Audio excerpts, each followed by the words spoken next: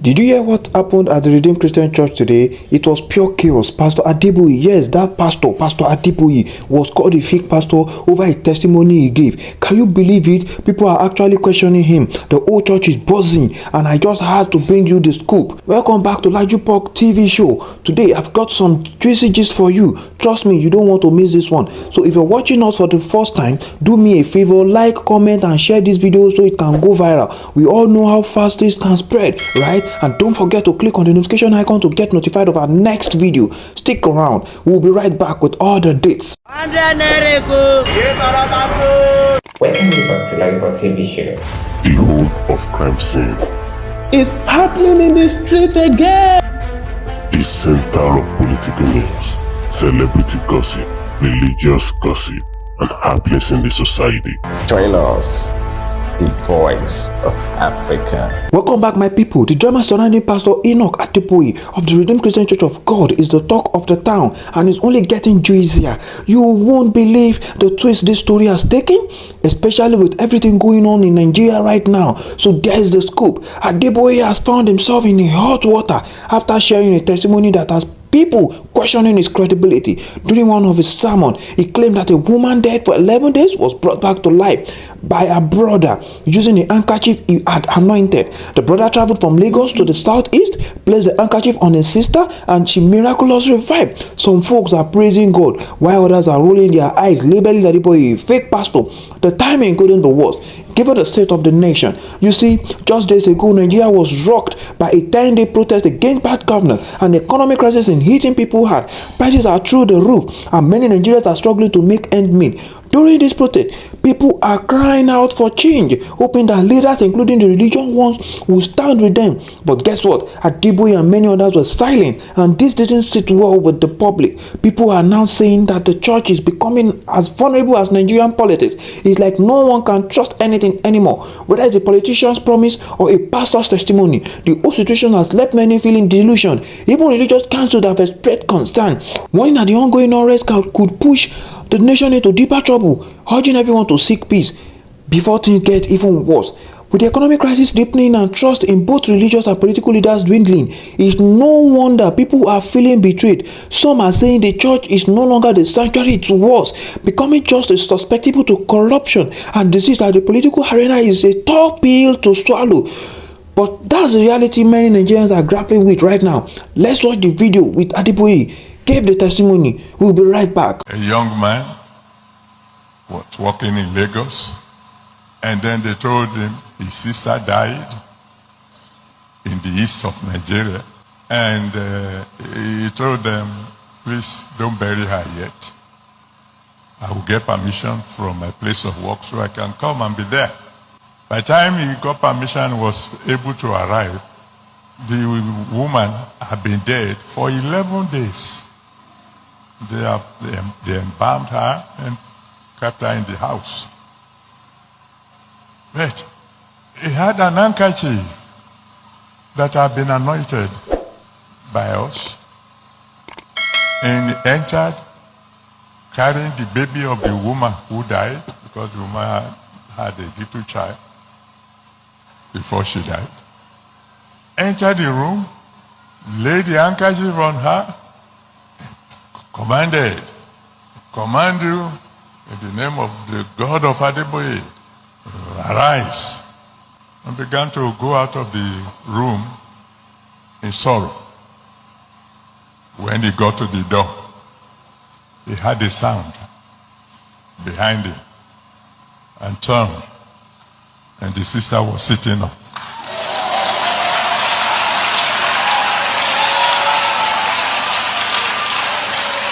Even some time ago, Pastor Damina lambasted Adeboye as Adeboye claimed that he once drank tea with God. Yes, you heard that right? Tea with the Almighty himself. Now, this story has been making the round, while some people are in others are side-eyeing the whole thing. But guess who is buying it? Pastor Abel Damina. He didn't waste any time and came out publicly to lambast Adeboye for making such a bold claim. Damina basically said enough is enough with these stories. He called out Adeboye, questioning the legitimacy of such a statement and even suggested that it's misleading to the congregation. And honestly, can you blame him? With everything going on in Nigeria, the protests, the economic crisis, people are already feeling on the edge. Many are upset that religious leaders who should be up for the people are instead wrapping up in these kind of stories.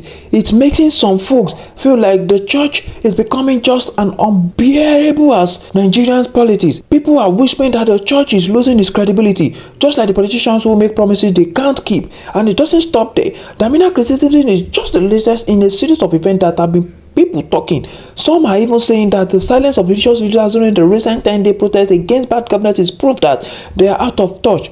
The public wanted these leaders to step up and say something, but when they didn't, it only fueled the fire of discontent. And now, with this tea drinking story, it's like the pot is boiling over. Nigeria is in the middle of a perfect storm: economic collapse, political unrest, and a society that's tearing on the brink. The very institution that should be bedrock of moral and social support, namely the church, are failing the people. It's as if the religious leaders have forgotten their truth purpose, instead choosing to engage in fantastic claims and stories that do nothing to address the desired issues facing the congregation. Let's start with the economic crisis. Inflation is out of control, unemployment is at high time, and the cost of living has become unbearable for the average Nigerian. Yet the church continues to demand tithes and offering, turning a blind eye to the fact that people are struggling just to survive. It's almost as if the church is more concerned with maintaining its own wealth and power than with the well-being of its followers. This is just an oversight. It's a betrayal. The church is supposed to be a refuge for the poor and oppressed, not another institution that drains them of what little they have left. And where are these religion leaders when the people need them most? During the recent 10-day protest against bad governance, where was the outcry from the pulpit? Where were the calls for justice, for accountability, for change? Instead of standing with the people, most of these leaders remained silent, refusing to reach their comfortable position to fight for what is right. The silence is not just disappointing, it's a clear indication that the church is complicit in the very system of oppression. Now, let's talk about the moral failings of these leaders. Pastor Adeboye claimed that he once drank tea with God. Is more than just a strange story. It's a strange distraction from the real issues. When religious leaders focus on such fantastical tales, they divert attention from the pressing problem facing their congregation. And when other leaders like Pastor Abel Damina speak out against this claim, it only highlights the deep divisions and the lack of unity within the church. Damina's criticism was right on point, but it also exposes a deeper problem. The church is losing its moral authority. When leaders are more concerned with their own reputation and power than with the truth, the entire institution suffers. But let's not pretend that this is a new problem. The church has a long history of cozying up to political power, often turning a blind eye to corruption and injustice as long as its own interests are protected. The complicity has contributed to the very crisis Nigeria faces today. The church's failure to stand up for what is right, to speak out against injustice, has allowed the situation to deteriorate to the point where people are no longer trust the institution that should be their moral guard. My people, let's watch this video of Damina why he stressed more about the issue of Adeboye.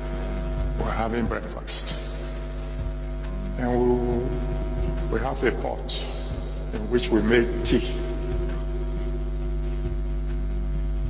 I think, if I remember correctly, there are 5 cups in that pot.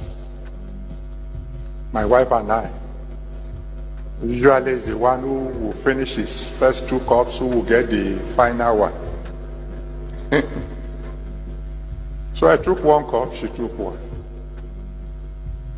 I took 1, she took 1.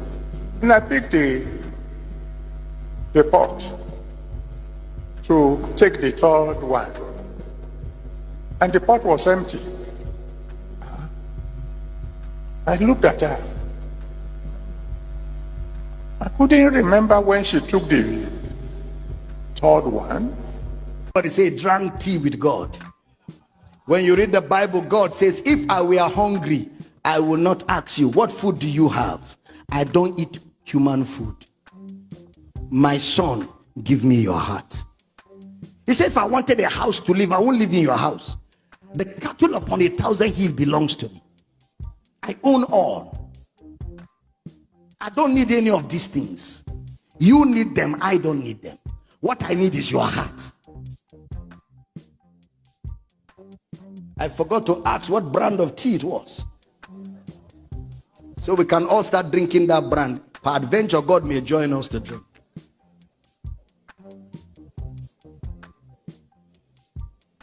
It's time for us to expose all these lies and free people from religious manipulation and bring them into Christ emancipation. What happened to my tea? And I heard the voice of the Lord. You don't have to believe me, all right? Loud and clear. I said, son, when you prayed, you invited me to join you.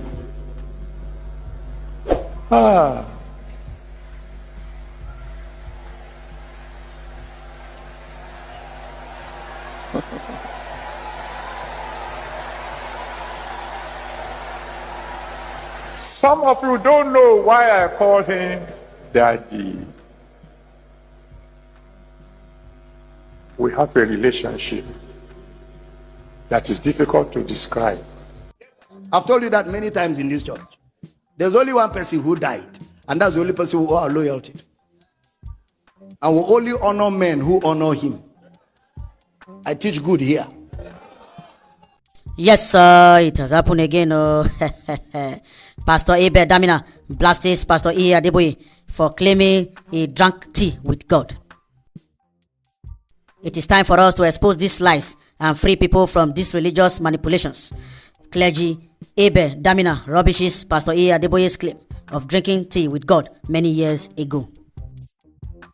Pastor Abel Damina has rubbished Pastor E. Adeboye's claim that he drank some tea with God many years ago. While preaching to church members some times back, Pastor E. Adeboye said he went for a ministration with his wife in Ilorin, Kwara State, Nigeria, and God joined him to drink tea. In his words, I was in Ilorin years ago.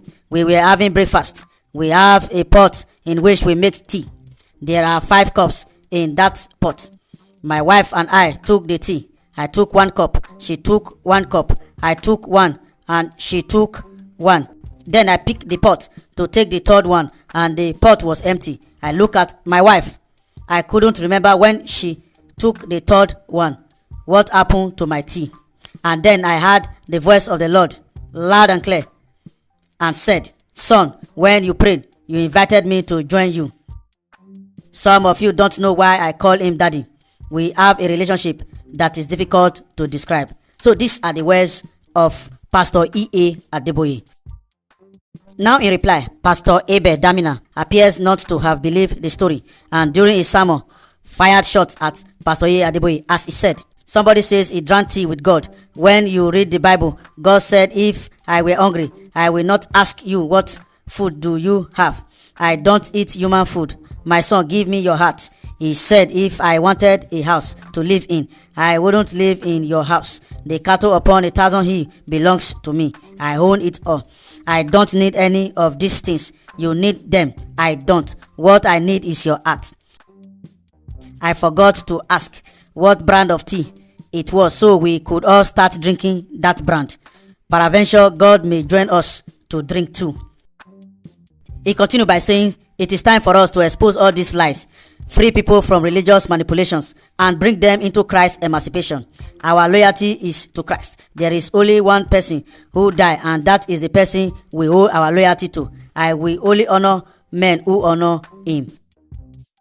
So these are the words of Pastor Abel Damina in reply to what Pastor E. Adeboye said while preaching to his members in his church that he drank tea with God. In reply, Pastor Abel Damina said that it was all lies, that they should stop all this religious manipulation and speak and teach salvation to the members instead of telling stories that never occur, that they should proclaim Christ, which is the ultimate goal, and proclaim heaven, which is the ultimate goal. Please like this video, share this video so that others can learn from this video, and also share your thoughts on the comment section. Thank you.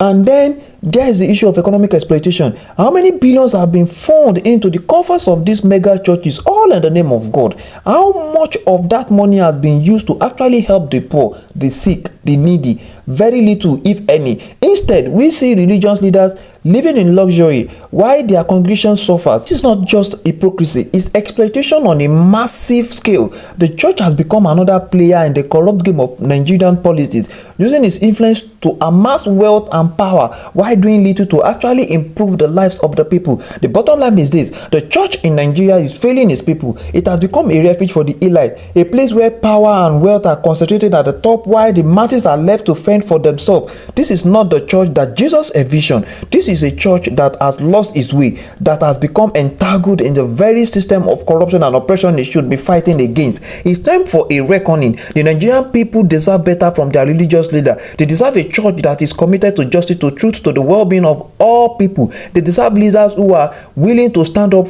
to power, to speak out against injustice, even when it's not convenient or profitable to do so.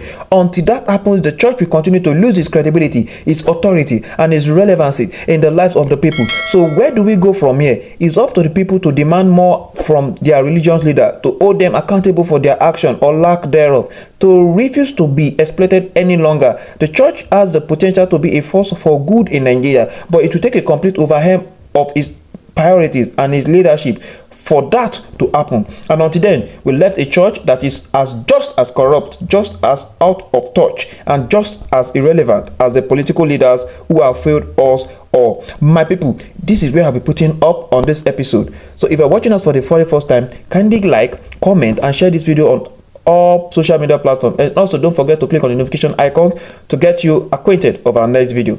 Thank you.